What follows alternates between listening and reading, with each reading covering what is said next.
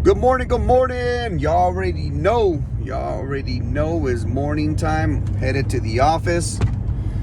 Got a couple things on my mind I want to share with you. Yesterday I uploaded a video regarding the sentiment in the real estate market with people overspending, and it's kind of like a deja vu, right?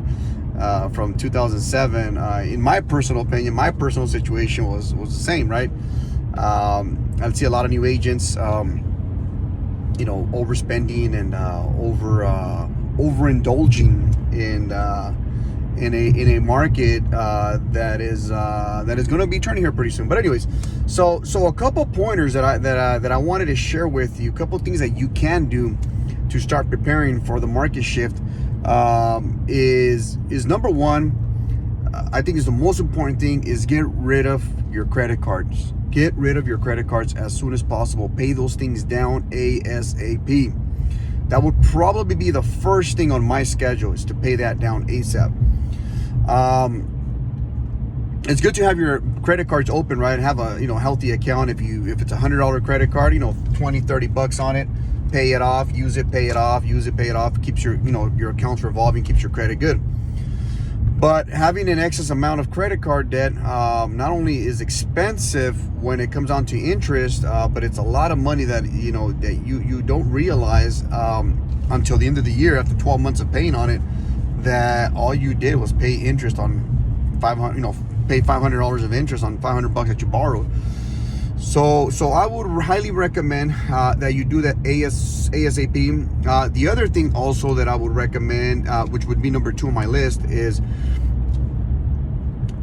if you don't have to buy a car, don't buy a car. The chip manufacturing that is going. There's low inventory on those, so they're saying vehicles weren't being built. I don't know if you guys have seen the dealerships. The car dealerships were completely empty, which I've never seen before. That was nuts. It was crazy. Dealerships were no cars on the lot.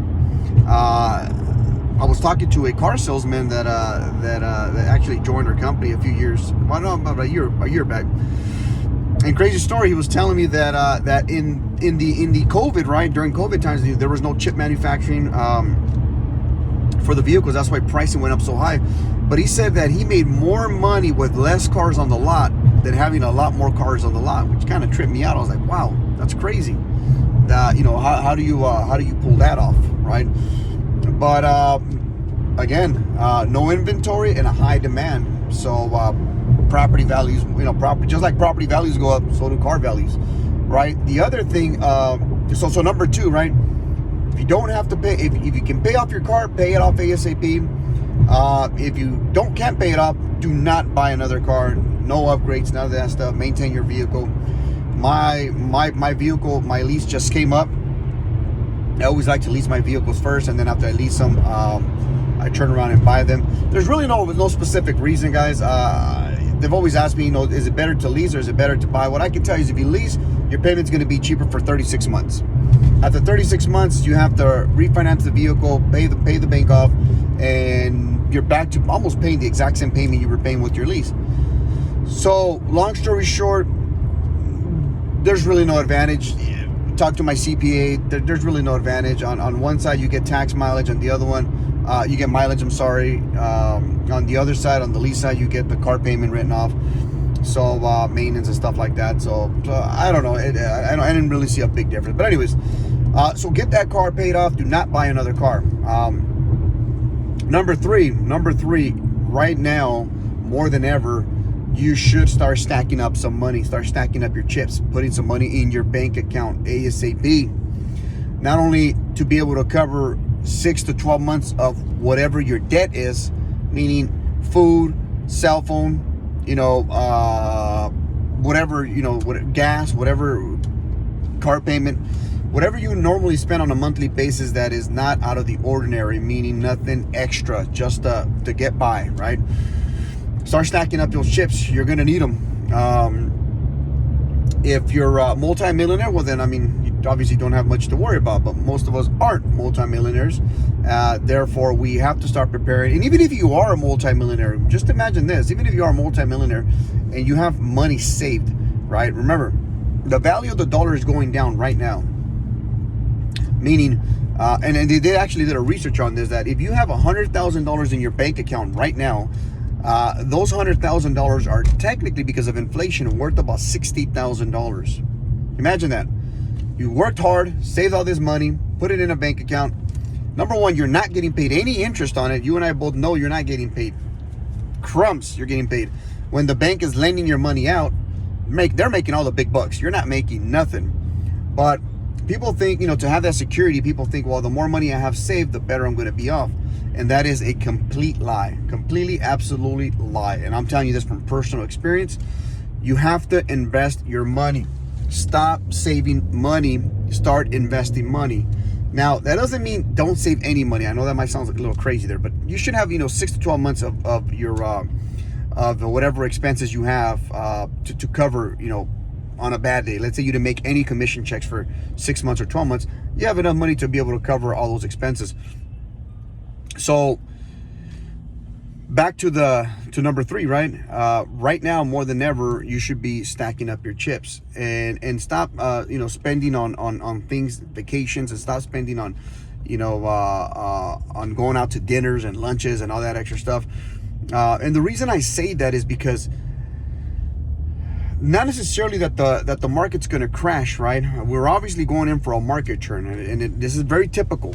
It happens every 10, 13 to 15 years in any market cycle. It happens, right? Things, just like things go up, things must come down. Things go down, things must come up. So when you're out there in the real world and in your work and you're so focused on what I like to call being the employee, right? Getting out there and working and being focused on that. You don't focus so much on the investment side, the CEO side of the company, right? So somebody almost hit me right now.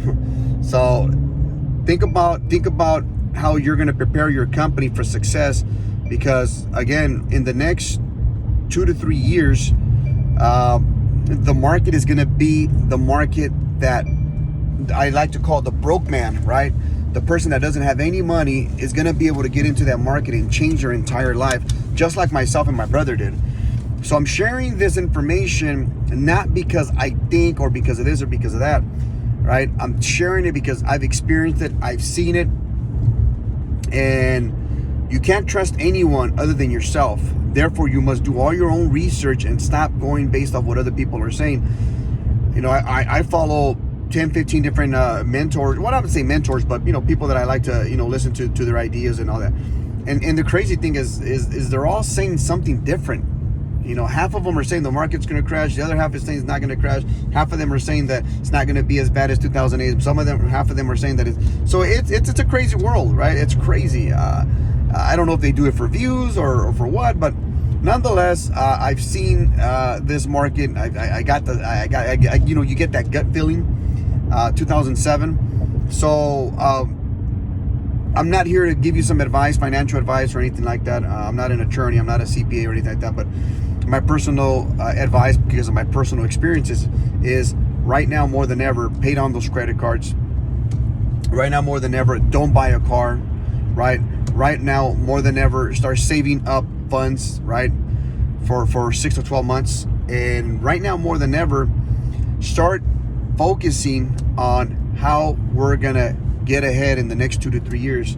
And what I mean by focusing is start doing your research, start finding out what REOs are, start finding out what short sales are, start finding out investing in metals, gold and silver, right? When the dollar goes down, silver and gold go up.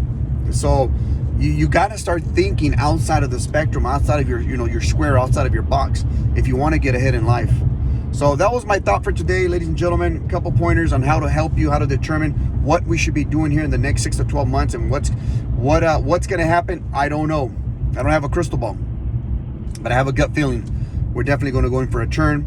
How bad? Who knows, right? It's a roller coaster. It can go really low, and it can just go a nice little dip. Who knows? But I'm going to be preparing. Let's get ahead of the game. You guys have a great day.